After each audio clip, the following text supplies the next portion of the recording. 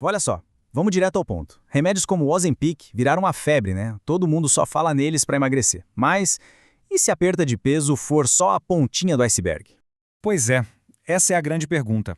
Novas pesquisas estão mostrando que esses remédios e a biologia do nosso próprio corpo têm os efeitos surpreendentes que vão muito, mas muito além do número que aparece na balança. Para começar, vamos dar uma olhada num mistério que deixou os cientistas de cabelo em pé por anos. O que, afinal de contas, esses remédios fazem direto no fígado?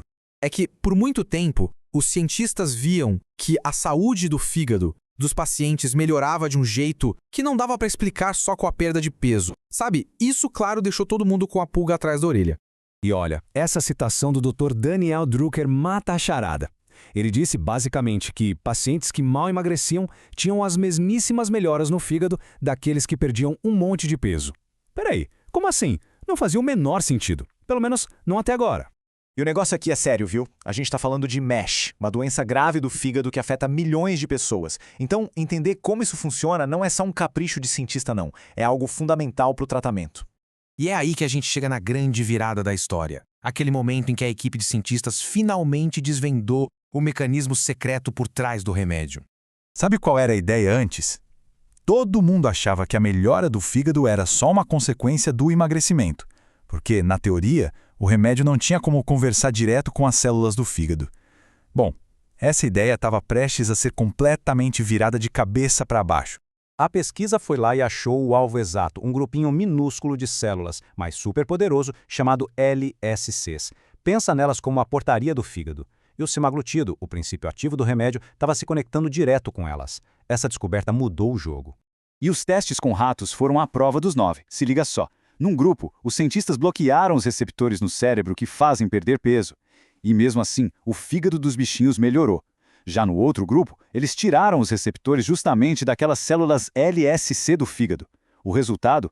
Nenhuma melhora no fígado, mesmo os ratos tendo perdido 20% do peso corporal. A prova estava ali, claríssima. O efeito é direto no fígado e não tem nada a ver com o peso. Então, o passo a passo é esse. O remédio se liga a esse grupinho de células, as LSCs. Elas, por sua vez, liberam umas moléculas que mandam a informação embora. É tipo uma ação super localizada, que acaba gerando um efeito em cascata que acalma o fígado inteiro. Essa história toda do fígado, na verdade, nos mostra uma coisa muito maior. A biologia do nosso corpo é uma caixinha de surpresas, super complexa. E essa mesma complexidade, ela aparece num cenário completamente diferente. Agora a gente vai falar de como o sistema imunológico responde a uma vacina. Então, vamos para o nosso segundo caso de estudo. Aqui a gente vai ver como a obesidade pode, basicamente, reescrever as regras de como o sistema imune reage a uma vacina. Para a gente entender isso, é preciso saber de uma coisa. A obesidade cria um estado de inflamação crônica, de baixo grau, mas constante. É como se o corpo estivesse sempre com um alerta ligado. E essa inflamação de fundo pode fazer com que o sistema imunológico reaja de um jeito diferente quando aparece uma ameaça de verdade, tipo uma bactéria. E aí que entra o problema. Os pesquisadores vacinaram os ratos contra uma bactéria bem perigosa. O que se viu foi que, nos ratos obesos, a defesa principal, feita pelos anticorpos, foi bem mais fraca. A resposta deles simplesmente não decolava como a dos outros. Dava a impressão de que a vacina simplesmente não estava funcionando direito para eles. Mas, assim como a gente viu lá na história do fígado, a primeira impressão nem sempre é a que fica. Acontece que tinha uma coisa surpreendente rolando por debaixo dos panos. Então, só para recapitular o problema. A linha de frente da defesa, que são os anticorpos que circulam no sangue, estava mais fraca por causa da obesidade. Só que, ao mesmo tempo, isso acabou fortalecendo um outro tipo de imunidade. O que os cientistas descobriram foi simplesmente fascinante. Imagina o sistema de defesa do corpo como um exército. A primeira linha, os anticorpos no sangue, seria tipo a cavalaria, a patrulha geral, e essa parte estava mais fraca. Mas, para compensar, o corpo deu um upgrade numa segunda linha de defesa, as células T residentes. Pensa nelas como uma tropa de elite, que fica de guarda permanente direto nos pulmões. E essa defesa local, super especializada, ficou muito mais forte.